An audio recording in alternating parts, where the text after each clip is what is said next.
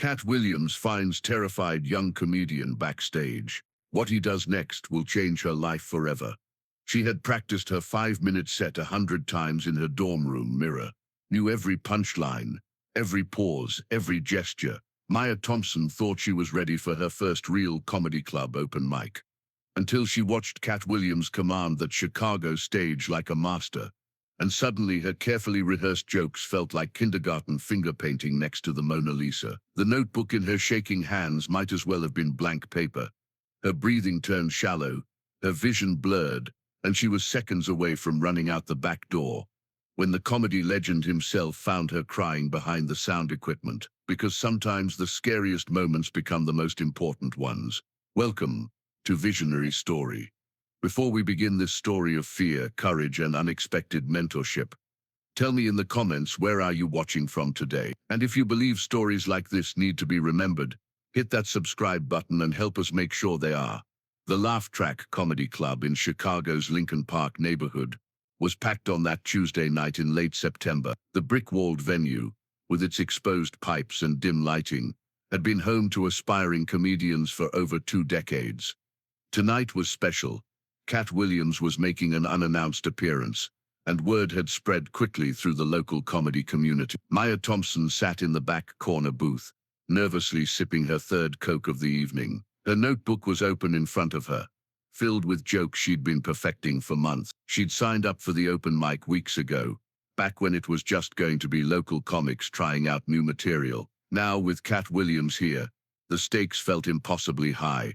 At 19, Maya had been performing comedy for exactly 8 months. She'd started at her college's student center, doing 5-minute sets for audiences of maybe 20 people who were mostly there for the free pizza. Those performances had gone well enough that she'd worked up the courage to try real comedy clubs. But tonight felt different. Tonight felt like her chance to prove she belonged in this world.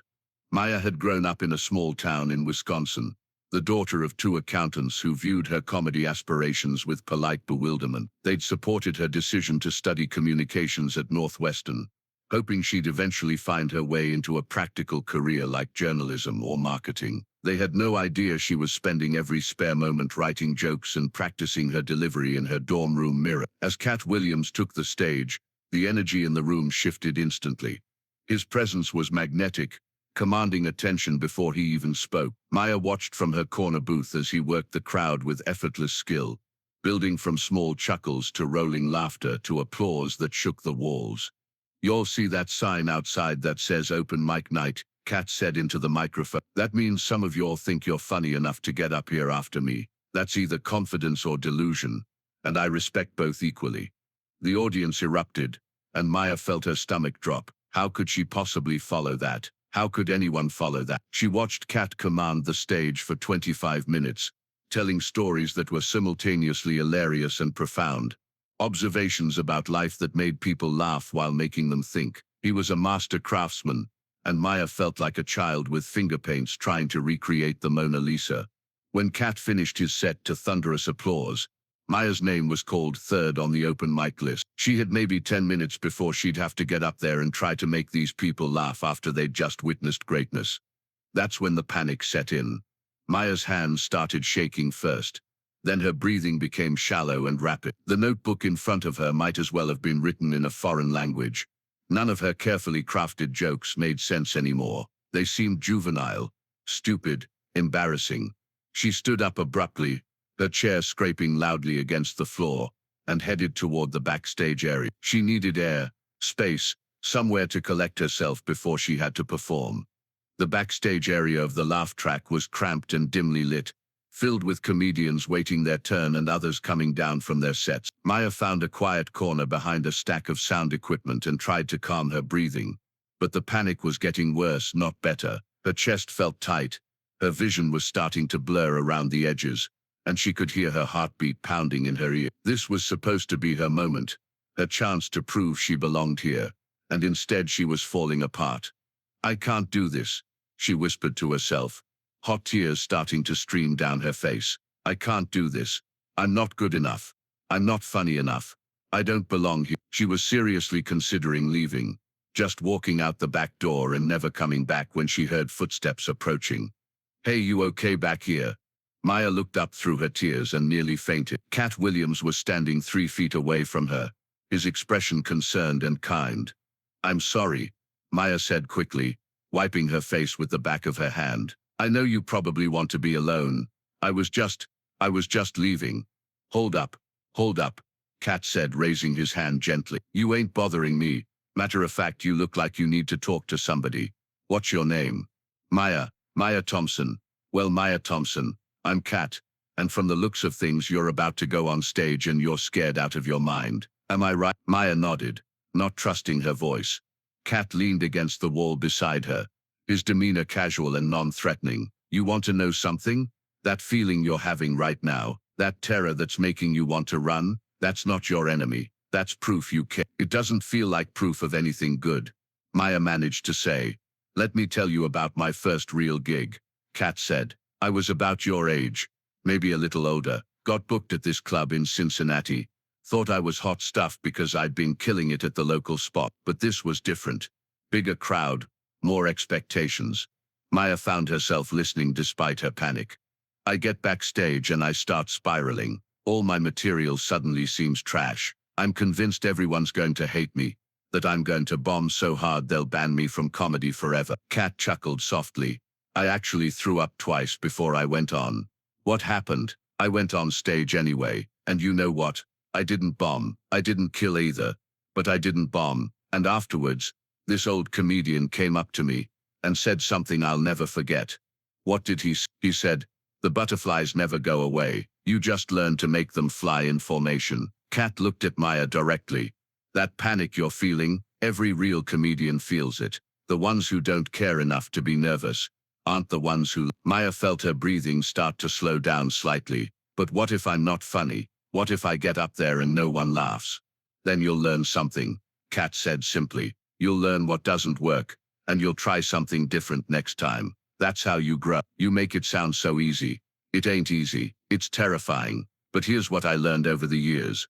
Courage isn't the absence of fear. Courage is being scared to death and doing it anyway." Maya wiped her eyes again, feeling slightly more stable. "How do you know if you're good enough?" "You don't," Katt replied honestly. "You never know for sure. But here's the thing. If you don't get up there tonight, you'll spend the rest of your life wondering what if, and that's worse than bombing."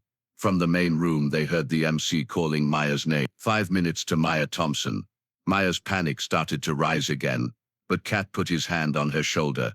"Listen to me. You signed up for this because something inside you believes you can do it. Trust that something. And remember, everyone in that audience wants you to succeed. They didn't come here to watch people fail. They came here to laugh. What if I forget my jokes?" "Then you talk about forgetting your jokes. Some of the best comedy comes from real moments, real feelings. That panic you just experienced, that's material. That connection we just had, that's what comedy is really about. Human beings sharing honest moments." The MC called Maya's name again, and she knew it was time. "Can I tell you one more thing?" Katt asked as Maya started to stand up. She nodded. "Before you go out there, take a deep breath and remind yourself why you started doing comedy in the first place. What made you want to make people laugh?" Maya thought for a moment. "Because when people laugh, everything else disappears for a minute. Their problems, their stress, their sadness, it all goes away and they're just happy." Katt smiled broadly. "That's it right there. That's your purpose. Focus on that, not on being perfect." Maya walked toward the stage entrance, her legs still shaky but her mind clearer than it had been all evening. As she reached the curtain, she heard Katt call out softly, "Hey Maya." She turned back. "Break a leg, and remember the butterflies just mean you care." Maya stepped onto the stage to moderate applause. The lights were brighter than she'd expected, and for a moment, she couldn't see the audience clearly, but instead of panicking, she remembered Katt's words.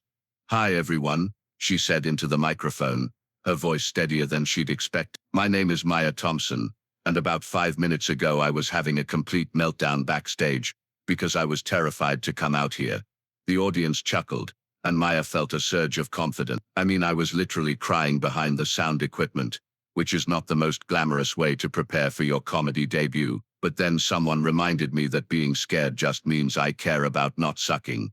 More laughter, warmer this time. For the next 5 minutes, Maya shared her honest experience, the terror, the self-doubt, The absurdity of trying to be funny when you're convinced you're not. She talked about growing up in a small town where her biggest audience was her reflection in the bathroom mirror, and about the gap between her comedy dreams and her parents' practical expectations. The set wasn't perfect. She stumbled over a few words, and one joke didn't quite land the way she'd hoped, but the audience was with her, laughing genuinely at her stories and connecting with her vulnerability. When she finished, the applause was enthusiastic and sustained. As Maya left the stage, she felt like she was floating. Katt was waiting for her in the wings, grinning widely. "How was that?"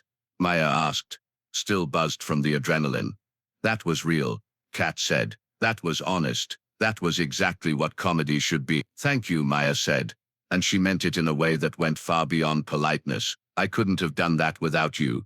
"Yes, you could have," Katt replied. "You just needed someone to remind you that you already had everything you needed inside you." Over the following months, Maya continued performing at open mics around Chicago. Her confidence grew with each set, and her material became sharper and more personal. She started getting booked at smaller clubs, then larger venues. A year later, Maya was performing at a comedy festival in Los Angeles when she spotted a familiar face in the audience. After her set, Katt Williams approached her at the bar. "Maya Thompson," he said with a smile. "Look at you now, Katt." Maya hugged him warmly. "I can't believe you're here. I try to catch up-and-coming comedians when I can, and word on the street is you're somebody to watch." Maya felt a flush of pride. "I've been thinking about that night at the laugh track a lot lately. What you told me about courage. What about it? You were. I'm still scared every time I go on stage, but now I know that's okay. The fear means I care, and caring is what makes the comedy real." Katt nodded approvingly. "You learned the most important lesson. Most people think comedy is about being fearless. Really, it's about being afraid and doing it anyway over and over again."